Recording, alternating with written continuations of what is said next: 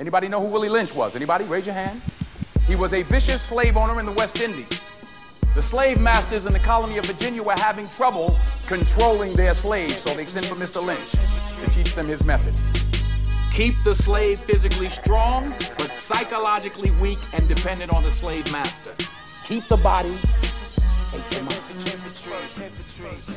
I and every other professor on this campus are here to help you to find, take back, and keep your righteous mind. Who are you? You don't know? Don't tell me Negro, that's nothing. What were you before the white man named you a Negro? And where were you? And what did you have? What was yours? What language did you speak then? What was your name? It couldn't have been Smith or Jones or Bunch or Powell. That wasn't your name. They don't have those kind of names where you and I came from. No, what was your name? And why don't you now know what your name was then? Where did it go? Where did you lose it? Who took it? And how did he take it? What tongue did you speak? How did the man take your tongue? Where is your history? How did the man wipe out your history? How did the man, what did the man do to make you as dumb as you are right now? More than man. Should first of all teach our children who they are. You see, if you don't know who you are, then you will not know what to do with your life. And if you don't know what to do with it, then you won't know how to achieve your goals. So Alex Haley raised the question of who am I? And he asked his mother, father, aunt, and his uncles who he was. Some people told Alex they were Negro. Some told Haley they were colored. Others told Alex they were black. Some said they were Afro-American. Who are you? You don't know? Don't tell me Negro, that's nothing. What were you before the white man named you a Negro? And where were you? And what did you have? Again, you cannot teach a child that is first of all not know who he is. It's more important than reading, math, and science. So we began to ask ourselves, why do Germans call themselves Germans? Why do Chinese call themselves Chinese? And we were told there's a land called Germany. There's a land called China. So let's go back to a world map. Germans are Germans, land called Germany. Chinese are Chinese, land called China. Let's go to a world map. Is there a place in the world called Negro land? What about color land? What about black land?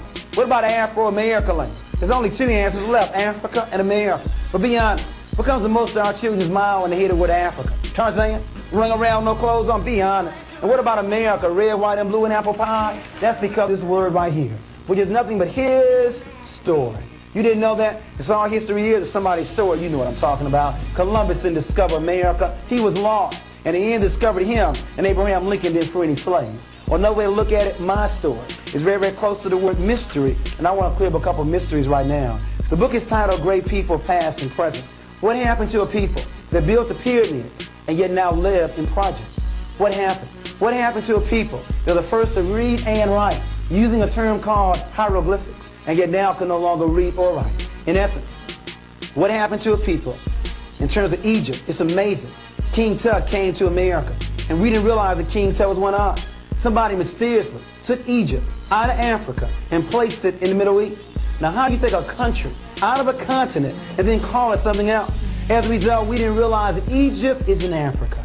Egyptians are Africans, and we were the ones that built those pyramids. For my new history book, Lessons from History, Celebration in Blackness, for elementary, and there's also one for high school. You see, we are concerned about some issues here. The first one being, where do you start? You see, we have found that many black youth are embarrassed talking about the history. The Jews, now about the Holocaust, but us about slavery. I think one reason is where you start. The law says where you start will determine where you end up. Now, where do you want to start our children? If they started in 1619, they start on a plantation. That means they'll probably end up in a ghetto. But if you start 4 million years ago on a pyramid, they end up being free. Now, where do you want to start? On a plantation or on a pyramid? Because depending upon where you start will determine where they end up. Our first problem is we've been starting in the wrong place. And you cannot discuss 4 million years in 28 days. Black History Month. And I'm glad we got the month. It used to be a week. But you can't discuss 4 million years in 28 days. It's simply not enough time. And then the other issue, what are we going to discuss? You see, if we're always going to discuss our names and dates and events, then you can do that in about 28 days. When was King born? 29. When did he go to D.C.? 63. When did he get the Nobel Prize? 64. When did he die? 68. That would never change. But if you want to make it relevant, you connect the past with the present and with the future. In other words, what were our mistakes? Because the mistakes you want to avoid, and the strengths you want to reinforce. I'll say it clearly. Those that don't know their history, don't know their mistakes, are destined to repeat it over and over and over and over again. Our children need to know their story, and it did not start here. And it should be more than just names and dates and events. But let me calm down and go on. There's still two answers left, Africa and America. But there's a tremendous difference between who you are and where you're born. My hometown, Chicago, the ex-mayor, Daley. If you had asked Daley where he was born, he'd have said he was born in the USA. But ask Daley who he was. Ask him where his roots are. And he'd say his roots are in Ireland. Next stop, East Coast, Philadelphia. The ex-mayor there, Rizzo. If you ask Rizzo where he was born, he too would say the USA. But ask Rizzo who he is. Ask him where his roots are. And he'd say his roots are in Italy. But I think you know what I'm talking about. You and your husband, you and your wife are traveling across the world. And you're pregnant. Is that when you address a people by their right name, that name must relate to land, history, and culture. All people go back to the geography of their original origin and identify themselves, no matter where they live on the face of the earth. We have overused the word black because black tells you how you look, but it don't tell you who you are. You can call an Italian white, but that don't tell you anything about him. We are the only people who seem to have lost that all essential trait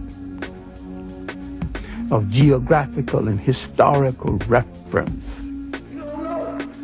Don't tell me Negro, that's nothing. What were you before the white man named you a Negro? And where were you? And what did you have? What was yours? What language did you speak then?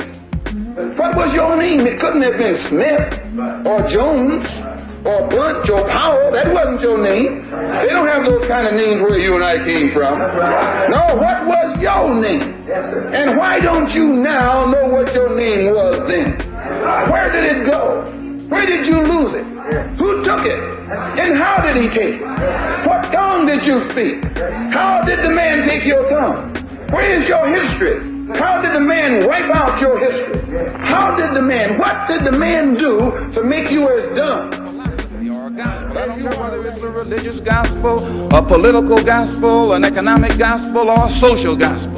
If it's not going to do something for you and me right here, right now, to hell with that gospel. So we have to have a new approach, a new appraisal. And this new appraisal and new approach has to be in tune with the reality of the conditions that we are in after having been thoroughly brainwashed by this blue-eyed white man.